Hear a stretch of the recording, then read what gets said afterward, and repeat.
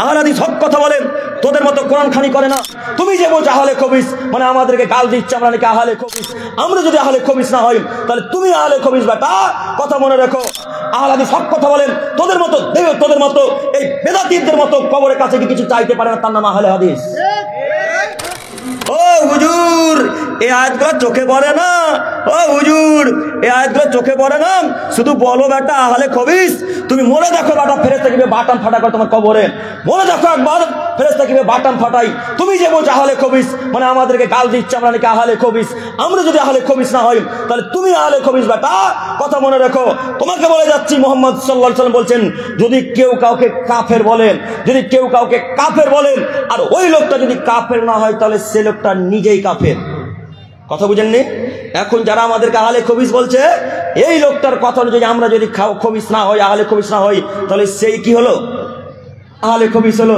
এই আপনার বক্তা বলছে যে শবে বরাতের রোজা কেউ যদি না করে, শবে বরাত কেউ যদি পালন না করে, তাহলে সে নাকি মুসলমানই থাকে না। ইন্না লিল্লাহি ওয়া ইন্না ইলাইহি রাজিউন। ওর বিদ্যা বুদ্ধি কি আছে? ও হুজুর, আপনার কথা আমি কপি করে বলছি, আপনি একটু মনে রাখিয়েন। আপনাকে এই উদ্দেশ্যে বলতে চাইছি, আপনি খুব বক্তব্য স্টেজে মঞ্চে জোরালো গলায় বলতে পারেন যে শবে বরাত পালন যারা করে না তারা মুসলিম নয়। এইভাবে জোরালো কণ্ঠে আপনার হুজুর বলছে, যদিও তাকে আমি আলেমই মনে করি না, তাকে একেবারে জালেমের থেকে বেশি খারাপ মনে করি আমি। ও মানুষই নয়, বলে নাকি যে শবে বরাত পালন না করলে নাকি মুসলমানই থাকে না। হ্যাঁ, বক্তব্য শুনেছেন কি কেউ কোনোদিন? শবে বরাত পালন না করলে নাকি মুসলমান থাকে না। এই হুজুরকে বলছি, ও হুজুর, 3 পাতা পড়েছেন, আপনাকে বলছি, আপনাকে চ্যালেঞ্জ করে যাচ্ছি, এমন একটা কথা পেশ করেন, নুসখা পেশ করেন যে শবে বরাত পালন করা যাবে। পেশ করেন, আমাকে দেখান। আমি সামনের বছর থেকে ইনশাল্লাহ শবে বরাত পালন করবো ইনশাল্লাহ। আর যদি নুসখা পেশ করতে না পারেন, কোন রেওয়াজ পেশ করতে না পারেন, তাহলে এই নীতিকে বাতিল করতে হবে। এই নীতিকে বাতিল করে দিতে হবে। হুজুর, আপনি একটু পড়াশোনা করিয়েন। আপনি ঠিকই গাল দিয়ে বলতে পারেন, অমুক ভাষায় গাল দেন, আমি তো সে ভাষায় গাল দেবো না আপনাকে। কিয়ামতের মাঠে হিসাব লিখেছে আপনার সাথে বাকি আছে, আপনি মনে রাখিয়েন। আপনাকে আবার বলে যাচ্ছি, একটু পড়াশোনা করে জাতির সামনে কথা বলার চেষ্টা করিয়েন, একটু পড়াশোনা করে জাতির সামনে বক্তব্য রাখার চেষ্টা করিয়েন। আপনি যেইভাবে বক্তব্য দিয়েছেন যে কেউ যদি শবে বরাত পালন না করে তাহলে সে মুসলিম নয়। আচ্ছা, মুহাম্মদ সাল্লাল্লাহু আলাইহি ওয়াসাল্লামের বাণীতে যদি আমরা এবার মুসলিম হই আর উনি বললেন মুসলিম নয়, তাহলে এখন কে আসলে মুসলিম নয়?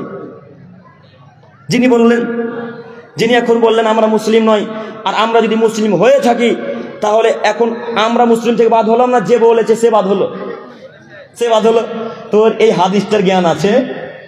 জ্ঞান থাকলে তো বলতো না যে কাফের কখন কাকে ফতোয়া দেওয়া যায়, কাফের কখন কাকে বলা যায়। ও বারবার শুধু আহলে হাদিসকে দেখে রাগ করে। কেন রাগ করে জানেন? আহলে হাদিস শুধু হক কথা বলে, তোদের মতো মাজার পূজা করে না। আহলে হাদিস হক কথা বলে, তোদের মতো শবে বরাত পালন করে না। আহলে হাদিস হক কথা বলে, তোদের মতো কোরআন খানি করে না। আহলে হাদিস হক কথা বলে, তোদের মতো কবরে গিয়ে সূরা ইয়াসিন পাঠ করে না। আহলে হাদিস হক কথা বলেন, তোদের মতো বাড়ি উদ্বোধন করার সময় কোরআন তেলাওয়াত করে না।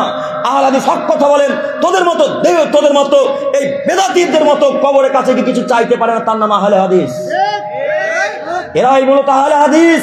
যারা কবরের কাছে কিছু চাই তারা বেদাতি মুসলিম, তারা মুশরিক মুসলিম, তারা বেদাতি মুসলিম। আপনার হুজুরকে বলে দিন ভালো করে, আমি আপনার সাথে শত্রুতা করতে আসিনি। আপনার হুজুরের ব্রেন খোলার জন্য বলতে চাইছি, নীতি পরিবর্তন করতে বলেন।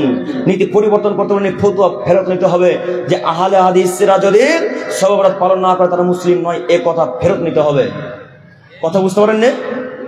কথা ফেরত নিতে হবে। আপনাকে আবার বলে যাচ্ছি, তবে মনে রাখেন, হুজুরকে এখানে বলতে চাচ্ছি, মুহাম্মদ সাল্লাল্লাহু আলাইহি ওয়াসাল্লামকে আল্লাহ বলছেন, আপনি যদি শিরক করেন তো আপনার সব আমল বাতিল হয়ে যাবে। হুজুর, একটু আয়াতটার দিকে লক্ষ্য করিয়েন। আমাদের নবীর আমল যদি বাতিল হয়ে যায় তো আপনার আমল বাতিল হয়ে যাবে। টিকবে না, আমল বাতিল হয়ে যাবে।